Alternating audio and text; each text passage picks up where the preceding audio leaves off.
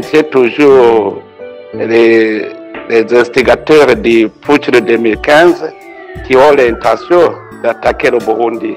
Alors nous savons qu'ils voudraient les utiliser comme ils utilisent le M23 en RDC en disant que ce sont des Congolais.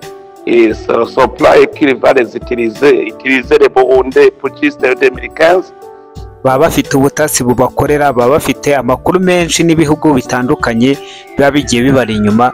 Bityo rero yatangaje yuko afite amakuru yizewe yuko u Rwanda rugifite gahunda yo gutera u Burundi, kandi muzi ko ubwashize yatanze gasopo nimba u Rwanda rwaratunzwe urutoki, Ubugande bugatunga urutoki yuko yewe mutibagiwe na Kenya tutekereza ngo amahoro ngo amasezerano ngo yasinywe, ngo u Rwanda ngo rwavuze ibi, ngo Kongo yatangaje bino, ngo Amerika ngo ivuze ibi, ngo Museveni ngo akoze iki. Ibyo byose ni ibintu biri aho ngaho bitereye aho. Aka karere amahoro yako aracyari kure nk'inyenyeri, ngo Tshisekedi ngari mukuru we ngari Garafurere. Ni gute umuntu watangaje yuko agiye kugutera ahindukira akaza kwita Garafurere? Ibi niwe kwereka uburyo ki aba bagabo nabi byemezo baba bafata nabo sibo, harundi ubu biri inyuma, hari abandi babagenera ibyemezo bagomba gufata n'ibyo bagomba kuvuga. Kuko nubwo M23 yahagarikwa igahagarika imirwano n'intambara zayo, ntabwo aka karere kagira amahoro, kuko impamvu ni imwe. Abashinze M23 barahari, n'ubundi M23 isenyutse bayisenya bagashinga n'undi mutwe cyangwa bakakora n'ibindi bikorwa. Ahubwo dore umuti wizewe kandi wagira umumaro.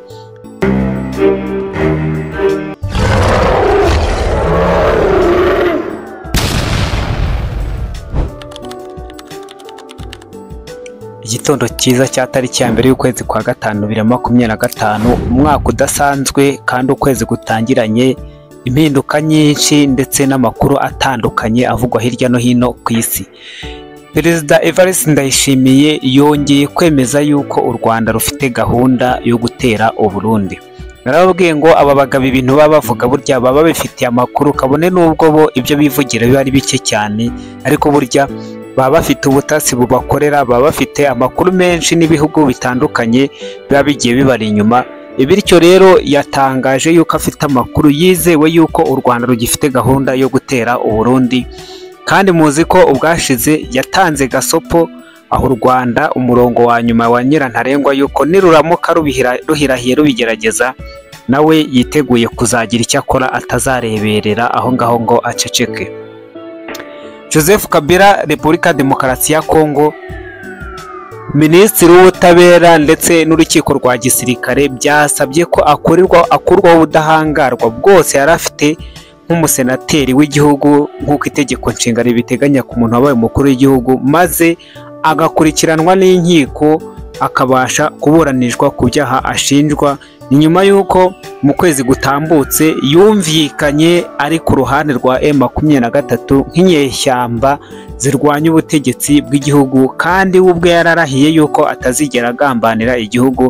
Ibyo rero bigatuma ahita ajya mu ruhande rw'abagambanyi. Ni mu gihe Colonel Nanga we arimo aratangaza yuko ngo ibyo guhagarika intambara, iby'amasezerano y'agahenge nta kintu bimubwiye, nta n'icyo bimurebaho. We ngo nk'umuntu washyizeho Felix Tshisekedi azashirwa ari uko amuvanyeho. Ahahera avuga yuko ari wamushyizeho, mwibuka yuko ari we wari ukuriye komisiyo y'amatora, bityo akaba ari we wamwibiye amatora. Rero akaba avuga ngo ngomba kurwana mbese mpaka ngeze Kinshasa. Ese izi nzozi za Colonel Nanga zizaba impamo cyangwa ni bya bindi byo kwivuvumanga ko abanyapolitiki baba barimo? Nubwo bimeze bityo, reka nkwibutse yuko iby'amasezerano y'agahenge byo biracyakomeje. Amerika iracyavundiranya amakuru yayo, ndetse Katari nayo iracyakora ibishoboka byose. Ni mu gihe ku ruhande rw'ingabo abahangana bakomeje kumarana ndetse bakaba bakomeje kurwana bidasubirwaho. Iyi ni Inkubi Official TV uteze amatwi, nk'ubwa ngo niba ari bo bwa mbere ugeza, ntuze kugenda udakoze sabone cyangwa subscribe kugira ngo ujye ubasha kubona amakuru yacu n'ibiganiro tugenda tukugezaho 5 kuri 5. Nshimira cyane mwe mwese munyereka yuko turi kumwe, nshimira mwe mwese mu ibitekerezo, nshimira mwe mwese muntuka n'abandi mugenda munyereka yuko ibyanjye atari ukuri, nyamara kuri finale mukaza kubona yuko ibyo nababwiye byari ukuri nubwo muba mubyanga. Kandi nanone nongera ngaya abantu mwabaswe mukaba mwarahindutse ingaruzwa muheto z'amoko ndetse no gushaka kujya mubibiba cyangwa mubyigisha n'abandi ku mbuga nkoranyambaga. Turi abanyafurika, ibyo by'amoko nta mumaro, nta kintu bitumariye, nta n'icyo byatugezaho. Yes, ni ukuvuga ngo reka duhere kuri iyi nkuru ndeba neza yuko muri Tanzania bya bindi nababwiye ngo Abatanzania uko barimo barasatira ukwezi kwa 10 hari gahunda yo guhungabanya umutekano w'igihugu kugira ngo igipolisi cya Tanzania gigende kirangamire cyangwa gihugire mu gukemura imvururu n'umwiryane uzaba uri mu mpunzi z'abanyekongo n'iz'abarundi zibarizwa mu nkambi ziri ahatandukanye muri Tanzania. Bityo wa mugambi karundura wo gushaka gutera Uburundi uhite ushyirwa mu ngiro. Ni mu gihe mu nkambi ya Nyarugusu ejo kuwa kabiri hiriwe humvikana induru z'amasasu, gukorerana kw'impunzi zihunga, abandi bakwiriye imishwaro, bikozwe n'abandi, bikozwe ngo n'abapolisi. Ibi ngibi ni udutero shuma dutangiye buhoro buhoro. Narababwiye ngo buriya niba hari igihugu kiba gicecetse kandi gicecekanya amabanga menshi ni igihugu cya Tanzania. Ubu muzi neza yuko ifite amatora muri uku kwezi kwa 10 kuri imbere, hasigaye amezi agera nko muri 4 ubundi amatora akaba. Rero amakuru dufite nuko hari gahunda yo gutera Tanzania kugira ngo bayirangaze, kuko Tanzania ni umufatanyabikorwa, ni umubanyi w'imbere cyane w'igihugu cy'u Burundi. Kandi narababwiye ngo kugira ngo aka karere gafatwe ntago byashoboka Uburundi utabufite. Ari nayo mpamvu Tanzania wumva utuntu tw'udutera shuma twa hato na hato, utuntu tw'umwiryane dutangiye kugenda tubyutswa gahoro gahoro mu nkambi z'impunzi ziherereye aho ngaha Nyarugusu, aho na hambere habonetse. Ni mu gihe Perezida Evariste Ndayishimiye ubwo yaganiraga n'ikinyamakuru cy'Abafaransa yongeye guhamya yuko afite amakuru y'uko u Rwanda rufite gahunda yo gushaka gutera Uburundi. Mu kiganiro cy'ubwashize yatangaje yuko hari amakuru yari afite y'uko u Rwanda rurimo ruregeranya Red Tabara ruyiha ibikoresho kugira ngo bazace kuri Red Tabara banyuze mu burasirazuba bwa Kongo, bahite bahingukira i Bujumbura bagaba ibitero kuri Kongo. Ibi rero Evariste Ndayishimiye yongeye kubihamya ubwo yaganiraga n'Abafaransa, abamenyesha yuko ayo makuru yafite, gusa yari yatanze waningi yuko nibibeshya bagaca hariya hakurya mu bice by'urasirazuba bwa Kongo nawe azirasa akanyura mu Kirundo bakamubona yageze i Kigali mu buryo bwihuta bwa vuba cyane. Ibi rero byatumye nanone umwuka w'intambara ndetse n'umwiryane ukomeza kugenda ututumba, ari nabyo nababwe mu minsi yashize ngo barababeshya ntabwo u Rwanda ruzigera rwiyunga n'u Burundi ngo bikunde, mu gihe u Rwanda rwanze gutanga abashatse guhirika ubutegetsi bwa 2015 mu gihe cya Pierre Nkurunziza. Kuki rwabimanye rwabatanze bakajya kuburanishwa bakagenda bagahanywa ibyaha? Ibi rero nibyo abarundi bahera bavuga bati niba u Rwanda atari rwo rwari rufite iyo gahunda yo gukora izo kudeta, kuki abashakaga kuzikora bahungiyeyo rugahita rugenda rukabahisha kure ntirubatange ngo baburanishwe. Ni mu gihe Burundi bwo buhamya yuko abagiye bakora ibyaha mu Rwanda nyuma y'iyo myaka 2015 Burundi bwagiye bubafata bukabahereza u Rwanda, bukabafata bukabahereza u Rwanda nk'abashinjabyaha cyangwa nk'abanyabyaha b'u Rwanda, nyamara Burundi bwo bwakwaka abarundi bakoze ibyaha muri icyo gihe bakabimana. Evariste Ndayishimiye agahita avuga ati u Rwanda rufite gahunda yo kugira gute yo gushaka gutera ubutegetsi bwacu, n'ikimenyimenyi nuko abakoze kudeta barimo barababandaraho bakabimana. Niba u Rwanda koko rushaka kugirana umubano mwiza n'abarundi, ubundi rwabatanze abo ngabo aho kugira ngo umwiryane ukomeje waguke mu karere. Ndabizi ubu kuva mvuze ibi ngibi hari benshi muri bujyaho ngo umuntu ke abandi mumbwire nabi, ariko tujye tuvugisha ukuri kweruye.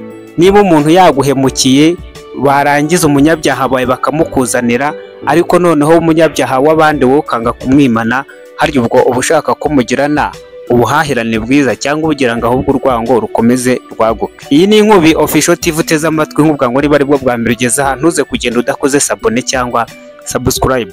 Ikibazo cya Sadek ndabona abantu bakomeje kukivugaho cyane, Sadek yabaye Sadek, ariko Sadek ntabwo ari cyo kibazo.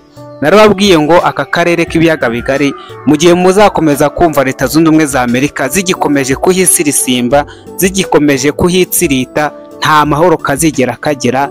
Abanyamerika n'Abongereza bo icyabo cyo bifuza nuko umwiryano ukomeza kuba, abantu bagakomeza kumarana mu gihe bo aribwo bungukiramo, kuko icyambere hari icuruzwa ry'intwaro, hari ubucukuzi bw'amabuye y'agaciro atemewe n'ibindi biba bigenda bihakorerwa nk'amadira aremereye cyane hagati y'ibyo bihugu ndetse n'abagashakabuhake babyo. Ukuri kwa Hima Empire ngira ngo mwakomeje kugenda mukubona uburyo ki ibintu birimo biragenda bijya ku murongo. Ni ukuvuga ngo aka karere hari ibintu bikomeye cyane birimo birahabera, kandi abantu batari kwitaho bo bagakomeza bakarangazwa ngo na Sadek, bagakomeza bakarangazwa na M23.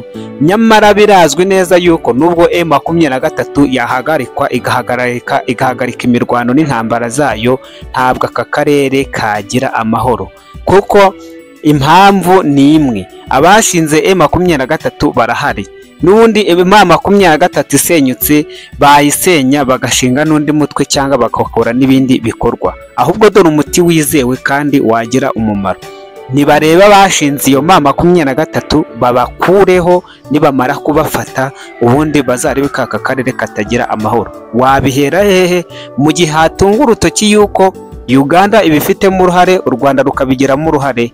Ibyo rero biraza gutuma aka karere n'ubundi nta gahenge kazigera kagira, nimba u Rwanda rwaratunzwe urutoki, Uganda bugatunga urutoki yuko yewe mutibagiwe na Kenya. Ni ukuvuga ngo niba Museveni akibarizwa ahangaha kandi amatwara ye we na bashebuja akaba gikomeje kubahirizwa, aha ndavuga Abanyamerika, ibintu byo kuvuga ngo aka karere ngo karabona ngo amahoro mu byibagirwe. Mwumvise ukuntu perezida mwumvise ukuntu Muhoozi Kainerugaba, uyu nguyu ni umugaba w'igisirikare cya Uganda, mu minsi yatambutse yari yamaze kwemeza yuko agiye gufata bimwe mu bice bya Repubulika Iharanira Demokarasi ya Kongo, ariko aho Amerika nka shebuja wabo babategekeye gukura ingabo mu burasirazuba bwa Kongo. Mwumvise ukuntu yisubiyeho ku ijambo agatangira kwerekana uburyo ki ngo Tshisekedi ngari mukuru we ngari Garafureri. Ni gute umuntu watangaje yuko agiye kugutera ahindukira akaza kwita Garafureri? Ibi niwe kwereka uburyo ki aba bagabo nabi byemezo baba bafata nabo sibo, hari undi ubu biri inyuma, hari abandi babagenera ibyemezo bagomba gufata n'ibyo bagomba kuvuga. Niyo mpamvu nababwiye ngo nimwumva ngo Uganda yatangaje ibi, ntabwo ari ibi bitangaje kumva ngo M23 ngo yavuze ibi, ni uko hari bashebuja bari hejuru baba bayobora, aho babahinduye nk'ibipopu cyangwa babahinduye nk'utumashini bagaragura bakatisha uko bashatse, nka kumwe igare ubona uritwara ukajya urinyuza aho ubonye. Ibi rero niyo mpamvu nubirebaho neza, ibyo guhita utekereza ngo amahoro, ngo amasezerano ngo yasinywe, ngo u Rwanda ngo rwavuze ibi, ngo Kongo yatangaje bino, ngo Amerika ngo ivuze ibi, ngo Museveni ngo akoze iki, ibyo byose ni ibintu biri aho ngaho bitereye aho. Aka karere amahoro yako aracyari kure nk'inyenyeri, amahoro yako aracyari kure nk'ukwezi. Ibyo abantu mwikanga mukumva yuko hari ibikorwa runaka birimo birakora, birimo biraganisha ku mahoro, ntabyo. Ibi ni umukino barimo barakina nyine nk'abanyapolitiki baziranyeho, ariko n'ubundi ntibizabuza abasivile gukomeza kuhagwa, ntibizabuza abasahura gukomeza gusahura, ntibizabuza intambara gukomeza kubaho, mu gihe ba nyirabayazana bakiri aho ngaho, mu gihe ba nyirabayazana bakiri mu bikorwa byabo. Iyi ni Inkubi Official TV waruteze amatwi nk'ubwango, amakuru yacu nakagaruka. Ciao ciao.